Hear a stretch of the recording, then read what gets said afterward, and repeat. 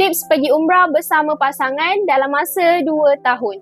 Boleh tengok video ini sampai habis dan jangan lupa save untuk rujukan masa akan datang. Step pertama, tuan-puan boleh buka akaun Get Public Gold secara berasingan, suami dan isteri. Setiap bulan, tuan-puan boleh simpan sebanyak 0.78 gram dalam akaun Gap secara berasingan. Suami 0.78 gram dan isteri 0.78 gram selama 24 bulan.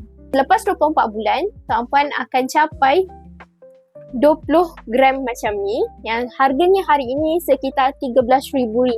Tuan-puan boleh jual emas ni dalam akaun Get Public Gold dengan kenaikan harga emas sekitar 10% setahun. InsyaAllah, tuan-puan boleh capai matlamat tuan-puan dengan lebih cepat dan mungkin lagi lebih daripada apa yang tuan-puan target. Dan insyaAllah, tuan-puan boleh laksanakan umrah tuan-puan dengan lebih cepat. Semoga bermanfaat. Boleh follow Wafa untuk ilmu emas dan kewangan seterusnya. Bagi tuan-puan yang masih lagi belum ada akaun emas Gap, boleh sahaja terus isi borang biru di bawah untuk Wafa bantu sebaiknya.